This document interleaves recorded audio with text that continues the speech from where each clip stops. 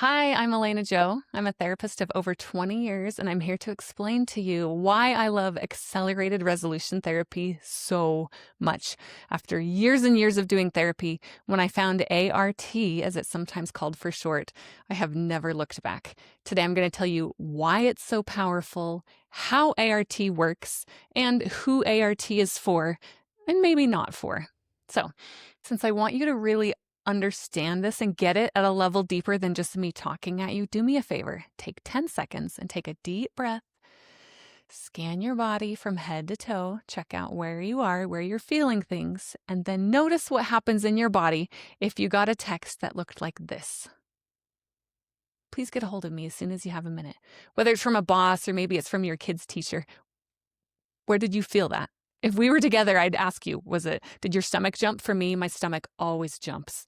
For some people, their throat gets tight, their shoulders tense. Like, why is it your body reacts to things? Okay, and if that one didn't get you, how about if you got a message that looked like this? From your significant other. Unprompted, we need to talk. Now, it doesn't matter if you feel like, well, they're not mad at me. I haven't done anything wrong. She kissed me goodbye just this morning. Your body inevitably is going to have a reaction of some kind. Why? Why is that? Let me take you on a little detour to the animal kingdom. Imagine a rabbit fleeing across the savannah, running from a predator like a coyote is chasing it. Its body spikes with adrenaline, cortisol, dopamine, just this cocktail of chemicals in its body that make it think quickly, move sharply, and make decisions rapidly that will save its life. Its body is doing exactly what it's meant to, which is to protect it. Now, if the rabbit escapes the predator, does not get caught, what happens is that rabbit crawls off under a bush, shakes all those chemicals out, literally jitters them out, and then falls into deep sleep so that homeostasis can occur, so that the chemicals in its body can restore back to normal. That is the cycle. Your body goes to protect itself, and then it's safe and resolution of some type happens to complete the cycles. There is a great video on YouTube that shows this in a polar bear. You can go look it up. I wasn't going to deal with the tech to link it here. But this alpha predator who's never been scared in its whole life was shot with a tranquilizer dart for research, and being awake and alert had people poking at it, prodding at it like it was paralyzed, but it was fully alert.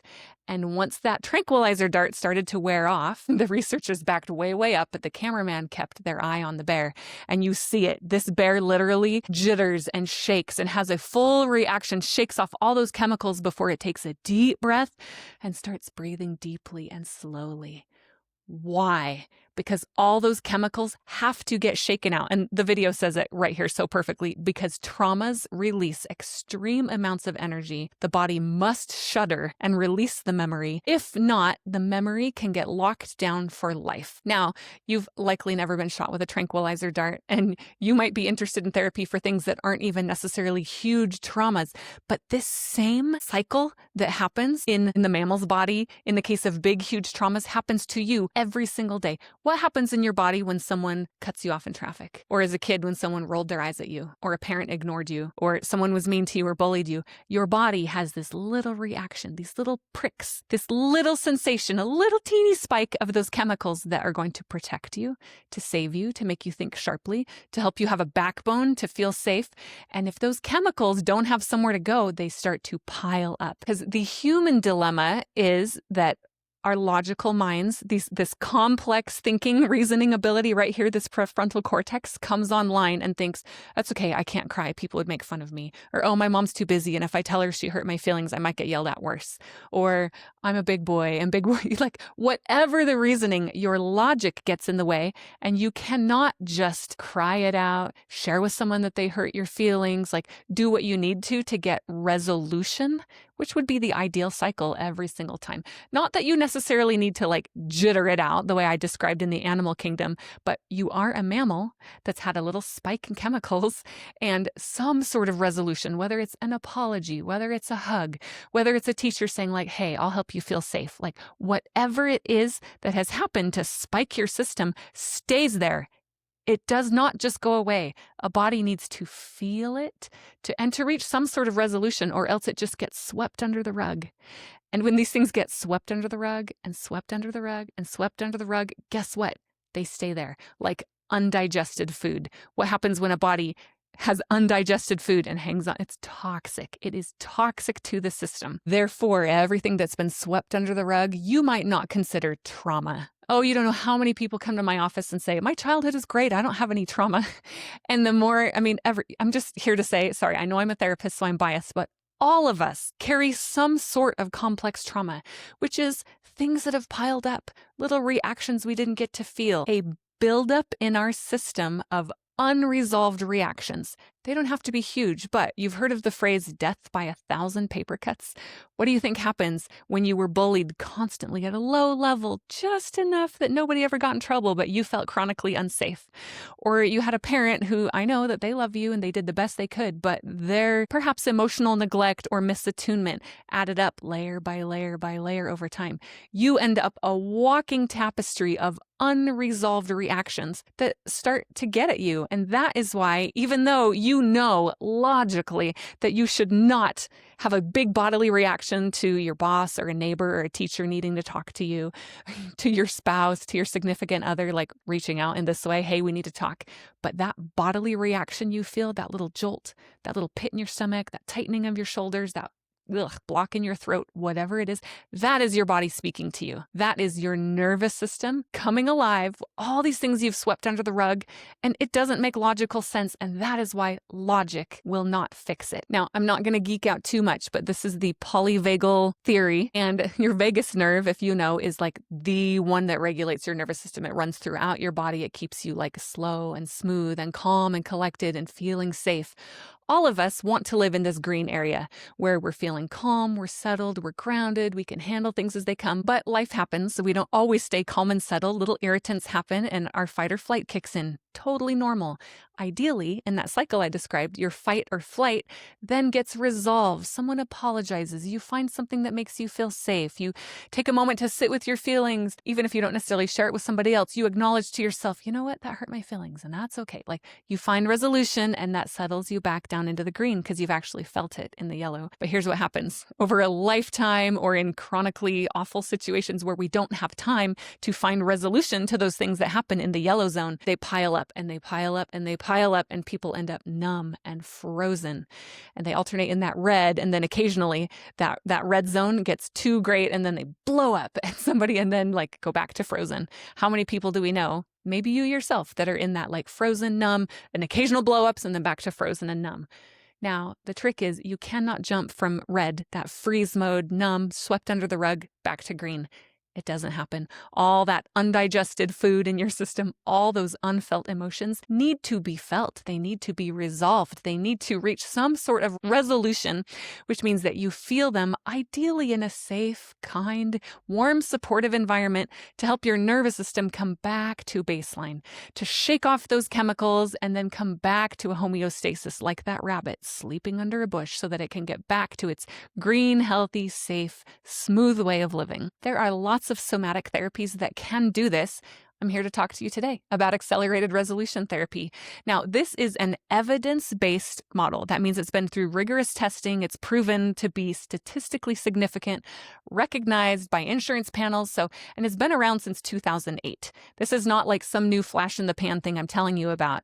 It's a little offshoot of EMDR, a kind of adapted EMDR, and there's a little bit of neurolinguistic programming built in as well. Suggestions to the subconscious mind. Because remember, these hooks, these triggers that you're feeling are not logical. We have to get into your subconscious mind, into your nervous systems. Now, I'll just really fast touch on the science because some of you I know want to know this, but accelerated resolution therapy bypasses your logical brain. Your logical brain is the one that's been listening to podcasts, reading books, talking to your therapist, journaling about it, making pros and cons lists, making rules for yourself, writing voracious phone notes that are like, don't call him or don't react to her. Like, that's all logic.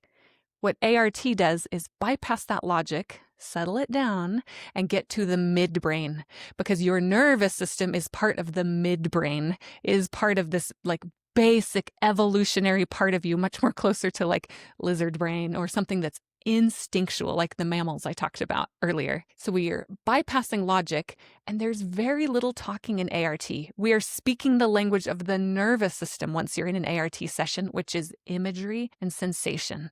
If you remember nothing else today, I want you to remember this. Your nervous system, that way your body reacts, will not respond to logic. It speaks in images, like dreamlike images, and sensations, feelings, cold pit in your stomach, you clenched hands, tight jaw, like your body is the one speaking. That's why I put all these whimsical images here along the bottom of this, because that's the way that you help your nervous system make sense of things and find resolution. And ART guides you right through very directive ways that help your brain come up with the imagery and the new sensations that they need to settle down what's stuck.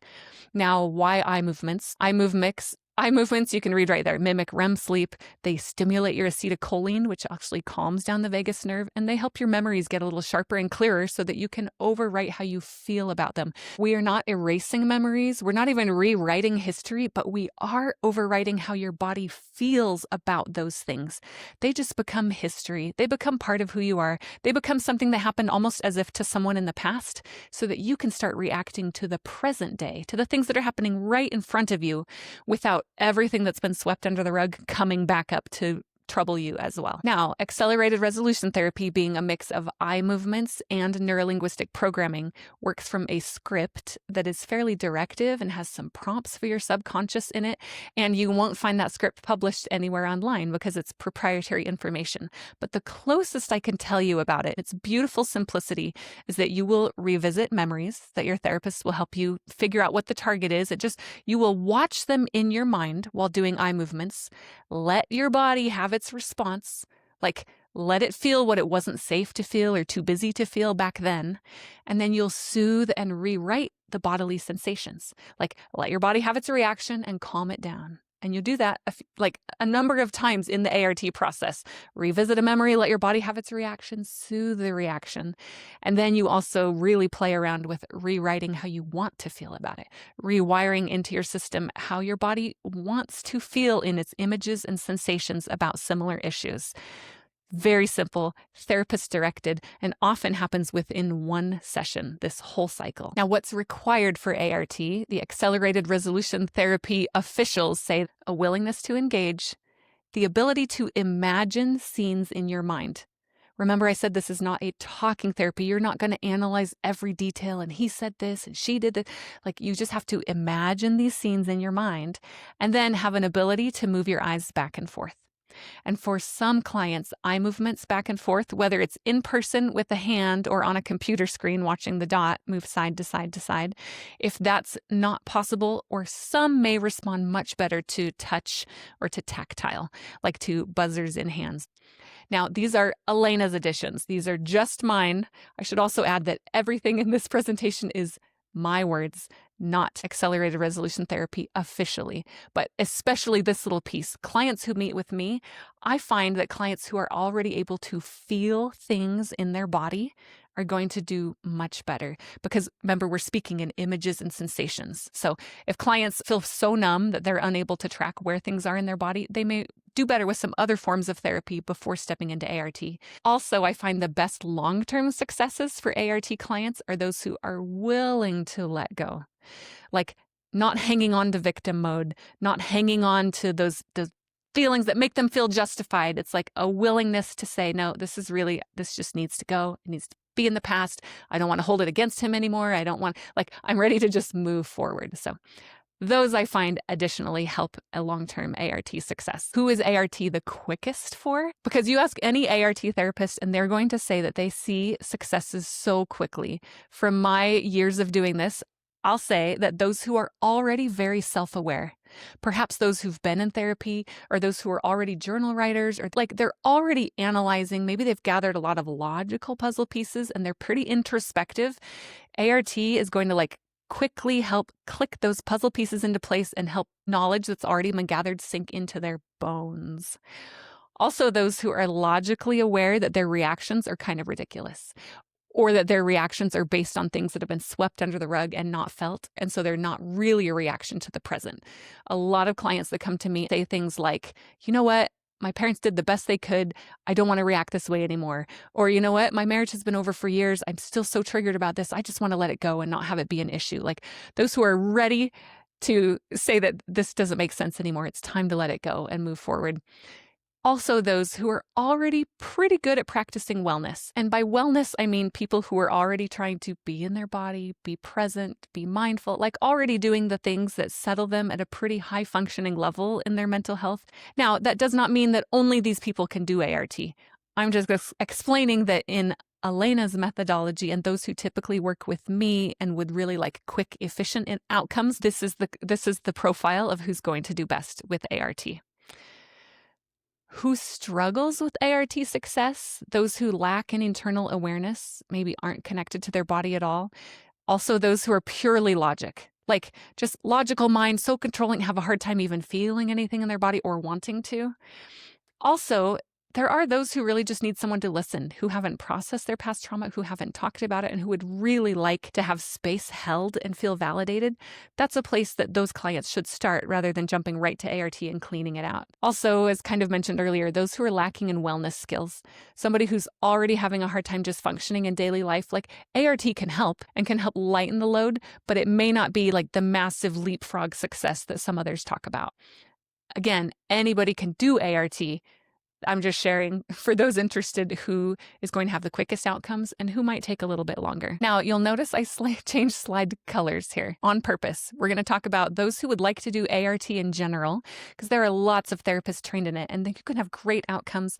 There may be therapists on your insurance panel. You can check out their website, acceleratedresolutiontherapy.com. They have a link right there, find a therapist. You could also call a local place that you know takes your insurance or somewhere local to you and ask if they have any ART trained therapists, because more are coming out of training all the time. Now, for those who are curious about my process, that's why the slides changed colors here, because we're going to talk just about Elena for a minute. This in no way represents how all ART therapists do it. This is just Elena's style mixed with accelerated resolution therapy.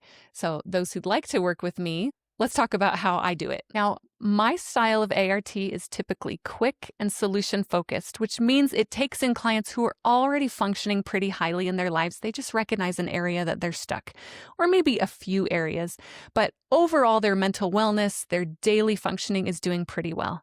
And in that case, my typical style is to meet with a new client and we spend 1 hour in a virtual talk therapy session. I learn about you. We start gathering where you're most stuck, how your body is reacting, and we prepare for ART. I will help you put together the memories that you'll view for when we get together to do the actual ART process. And then most of my clients, by the second time we meet, we are doing ART. We are doing the eye movements. We are jumping in to process that trauma that we have prepared. Now, all of my clients are cash pay. Sadly, I do not work with insurance. And so usually we will put 2 sessions together back to back. Instead of doing like half of the ART process and our hour being up and we have to close it down and come back next week and we'll open it all up again, we do 2 sessions back to back. And in one 2-hour session for nearly all of my clients, we process the entire thing that we have prepared. Like we're looking at some deep, complex traumatic issues, and in one 2-hour session for the clientele I've described, we have really great success, especially for those who are willing to face forward and keep meditating on and like practicing the new things that come out of their ART session. I meet with clients at my office in Lehi, Utah, but it can also be done virtually with a bouncing ball across a computer screen, not a phone. Now, for follow-up issues, because many clients come with one major issue and then they see how great ART is and they think, oh, I could do this for work anxiety, or oh, I could do this for body image issues. And we can typically then just do a talk session to prepare that and a 1-hour ART. It's not always 2 hours every time we do ART. I just find that someone's first ART session goes best if we have the full 2 hours to get used to the process, to really clean it out thoroughly. And this really cool ripple effect also happens. Like when you've been through an ART process and really felt it shift you at a fundamental level, that often ripples into other areas of your life that you were a little bit surprised by and not even focused on. Now, as I get ready to wrap up, let me tell you a few small anonymous examples of how ART gets used and who it's really helpful for. This business person I have listed first is that some come with straight up business. They say, I am anxious at work, or I can't handle flying. It's causing me panic when it used to, or I witnessed an accident, or I held a loved one as they died. Or sometimes there are very specific traumas, specific phobias, specific things. And I have worked with everything from teenagers to businessmen to women to cute elderly who are just ready to let go of something specific. And ART very much fulfills its need right there as a trauma therapy at removing triggers and rewriting them so that somebody can move forward from there trauma-free. Now, this middle image is to me to represent all of the midlife women that I work with who are looking at complex traumas. Things like, my parents were never there for me as a child, and now I'm anxiously attached and craving soothing unfairly from other people or from my husband. Or those who maybe have chronic illness at this point and recognize that their emotional inflammation is leading to more physical inflammation. So we're processing upbringings, past relationships, times that they've abandoned themselves. These complex trauma issues, yes, can still happen fairly quickly, as in the same way that I described, but whether someone's looking at rejection, feeling chronically guilty, feeling maybe a dislike of physical intimacy, or old abuse that maybe wasn't quite abuse, but never really got looked at or processed. Like, we are digging through a body's memories that are blocking anyone from their highest and greatest expression. And those are so fun to work with, and especially respond well to these mystical and imagery sensations as somebody sits with me and we get to poke around in their past. And remember, they don't even have to tell me all the details of it. They just see it. We let their body have its reaction, and we rewrite how a body wants to feel now. Now, this last mystical image is just for some clients, because I want you to remember, look at the businessman over there. Sometimes ART is purely a trauma therapy, specific issue, and we clean it up. But some clients that come to me are existentially expanding, perhaps you might say spiritually awakening.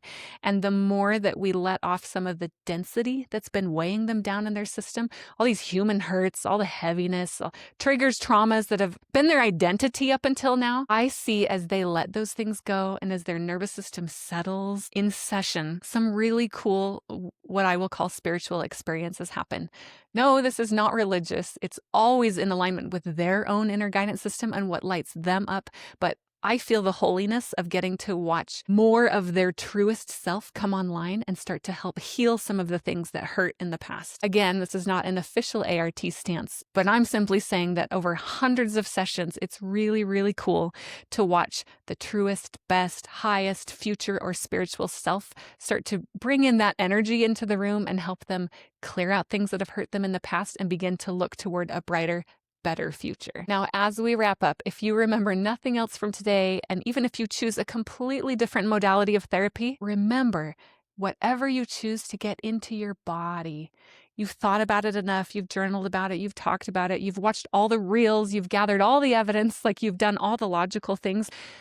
Now it's time to get into your body, to let your body feel what it didn't get to feel, to let it clear and resolve and shake out those things. Not literally shake always, but just let it have its say so that you can let the body clear and open up to greater wisdom and get to the fun part in your life, which is really creating who you want to be and how you want the rest of it to go from here. I wish you so much luck with excitement from my heart to yours.